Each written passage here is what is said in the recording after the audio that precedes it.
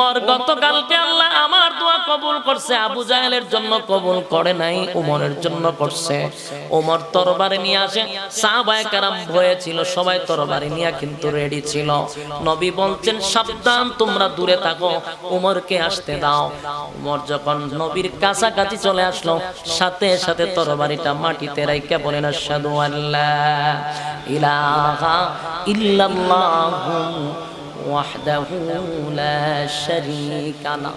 আল্লাহ নবী সামনে লা শারীকা লা বলে সাক্ষী দেওয়া শুরু করলেন, লা ইলাহা ইল্লাল্লাহ বলে সাক্ষী দেওয়া শুরু করলেন। আল্লাহর পয়গম্বরের সামনে যখন কালেমা পড়তে লাগলেন, সাহাবায়ে কেরামদের চোখগুলো বড় হয়ে গেছে। ঘটনা বুঝলাম না, তরবারিটা লইয়া আসলো নবীর সামনে, এখন মাথা নত কইরা দিছে। নবীর কাছে তরবারি দিয়া বলে, নবী গো তরবারিটা দিলাম, আপনি চাইলে আমি উমরের উপরে আঘাত করতে পারেন, আমি আপনার কালেমা পড়ে ঈমান আনলাম। জোরে কোন সুবহান। ওই যে 15 দিন আল্লাহর পয়গম্বর চোখ দিয়া পানি জড়াইছিল, আল্লাহ খুশি করছেন। ওয়ালা সাউফা ইউতিকা রাব্বুকা ফাতারদা। আল্লাহ না বলছে আপনাকে খুব শীঘ্রই খুশি করব। সুবহানাল্লাহ। খুব শীঘ্রই আপনাকে খুশি করব। প্রথম খুশি হলো ইসলামের দাওয়াত প্রকাশ্যে শুরু হয়ে যাবে। খলিফাতুল মুসলিমিন উমর একদিন ডাক দিয়া বলেন, হাবিব আমি আপনার কাছে একটা কথা জানতে চাই। আল্লাহর নবী বলেন, ওমর কি বলবা? বলেন, নবী গো আপনি সত্য রাসূল কিনা? বলে হ্যাঁ। আমার আল্লাহর দ্বীনের দাওয়াত যে দিচ্ছেন, এটা সত্য দাওয়াত দিচ্ছেন কিনা? বলে হ্যাঁ। আপনি নবীও সত্য, কোরআন সত্য, দাওয়াতও সত্য, তাহলে গোপন থাকবে কেন? প্রকাশ্যে দেন। আর প্রকাশ্যে দেওয়ার মতো সাহস, ওই রকম পরিস্থিতি এখনো হয় নাই। খলিফাতুল মুসলিমিন উমর বলেন, আপনি শুধু আমাকে একটু অনুমতি দেন, আমি একটা বক্তব্য দিব। আল্লাহর নবী অনুমতি দিলেন। খলিফাতুল মুসলিমিন উমর একটু বাহিরে দাঁড়াইয়া ঘোষণা দিলেন, এ মক্কার মানুষ, কার কত সাহস আছে আয় দেখি, কার স্ত্রী বিধবা করবি আমার তরবারির কাছে আয়, কার সন্তান এতিম করবি আমার তরবারির কাছে আয়। জুরে জুরে হুঙ্কার দেওয়া শুরু করছে।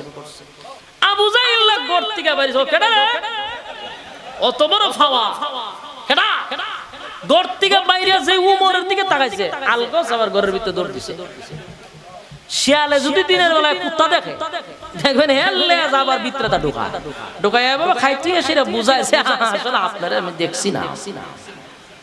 ঠিক আবু জাহেল উমরের দিকে সোজা ঘরের ভিতরে দৌড় দিছে। ও সব বোনা মাইরিলে উমরের সামনে দাঁড়ায় কথা বলার সাহস কারো ছিল না। সুবহানাল্লাহ। উমর বলতেছে, ওপেন দাওয়াত দিব, পারলে আয়।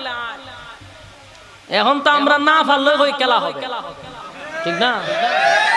অনেকটা ডায়লগ হয়ে গেছে, খেলা হবে, প্লেয়ার নাই একজন, কিন্তু এরা এমনি কইছে যে পারলে আয় খেলতে নি, খেলা হবে। এরা সামনে খেলুন না ফাটি কেউ আইতে পারছে না। সুবহানাল্লাহ। পাওয়ারফুল ব্যক্তি ছিল, আল্লাহ খুশি করে দিয়েছে। 15 দিন খান ছিল না, আল্লাহ উমর রে দিয়া রাসূলকে খুশি করে দিল। সুবহানাল্লাহ। এর কিছুদিন পরে হাবিবে কিবরিয়ার উপরে আরেকটা বিপদ নেমে আসলো। কিছুদিনের ভিতরে খাদিজাতুল কুবরা দুনিয়া থেকে বিদায় হয়ে গেল। খাদিজা নবীজির একজন স্ত্রী ছিল এমনটা নয় গো, একটা গার্জিয়ান ছিল। খাদিজাতুল কুবরা একজন মহিলা ছিল, কিন্তু তার সামনে দাঁড়াইয়া পয়গম্বরকে গালি দেওয়ার সাহস কারো ছিল না। খাদিজার সামনে দাঁড়াইয়া রাসূলের ব্যাপারে কথা বলার সাহস কারো ছিল না, যদিও মহিলা, কারণ পাওয়ারফুল মহিলা ছিল, সাধারণ মহিলা নয়, যারে আল্লাহ আরশ থেকে সালাম দিছে। সুবহানাল্লাহ। আসেনি? থাকলে জোরে কইবেন। আরশ থেকে একজন মহিলাকে সালাম দেয়, তিনি হলেন খাদিজাতুল কুবরা। সুবহানাল্লাহ। খাদিজাতুল কুবরা এমন একজন মহিলা ছিল, ওনার সামনে দাঁড়াইয়া পয়গম্বরকে কথা বলার সাহস মক্কা নগরীতে কারো ছিল না। খাদিজাতুল কুবরা যখন দুনিয়া থেকে বিদায় হয়ে গেল, এটা নবীর দুঃখের বিষয় ছিল।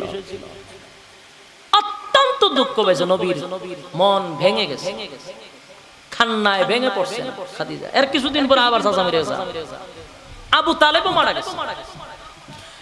ইতিহাসের মধ্যে সবচেয়ে দুঃখের সময়টা ছিল রাসূলের এই সময়টা, যখন খাদিজাও মারা গেল, আবু তালেবও মারা গেল। আবু তালেব রাসূলকে লালন পালন করেছেন 50 বছর। এই আবু তালেবের সামনেও কেউ আঙ্গুল তুলে কথা বলার সাহস ছিল। কথা বুঝতেছে? আবু তালেব যদি আঙ্গুল এইভাবে তুলছে, কারো সাহস নাই আঙ্গুল তোলার। যদি কেউ তুলছে তো এই আঙ্গুল আর জায়গা তুলছে না, এটা খাইতে বলাইছে। এত পাওয়ারফুল ব্যক্তি। রাসূলের একটা ছায়া ছিল। খাদিজাও নাই, আবু তালেবও নাই। সবচেয়ে কষ্টের সময় গেছে রাসূল। আল্লাহর হাবিব যেন সব হারায়া ফেললেন, এমন একটা কষ্টের মধ্যে রাসূল পড়ে গেলেন। হায় রে, খাদিজাও নাই, কার কাছে গো আমি দুঃখ বলবো? সারাদিন ক্লান্ত অবস্থায় আয়েশা খাদিজার কাছে রাসূল দুঃখের কথা বলতেন, সুখের কথা বলতেন। খাদিজা বুদ্ধিমতী একজন মহিলা ছিল। আল্লাহর নবীরে সান্ত্বনা দিত রে, নবীরে কষ্ট দিত না, নবীরে কথা বইলা বইলা আনন্দ দিত। আজকে সেই সাথী দুনিয়া থেকে বিদায় হয়ে গেছে, নবীর কান্নায় ভেঙে পড়ছে। আল্লাহর নবী এত ব্যথায় ব্যথিত হয়েছেন। চাচা আবু তালেব দুনিয়া থেকে বিদায় হয়ে গেল, আবার নবীর মনটা ভাঙা, আবার নবীর চোখে পানি।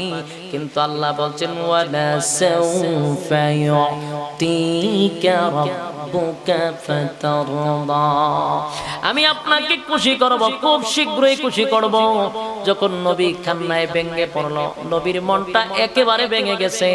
আল্লাহ জিবরাইল রে পাঠায় বলেন, জিবরাইল রে, আমার বন্ধুর মনটা বড় ভাঙা, নবীর মনটা বড় ভাঙা, নবীর চোখ দিয়া পানি জড়ায়, আমার বন্ধুরে খুশি করতে হবে।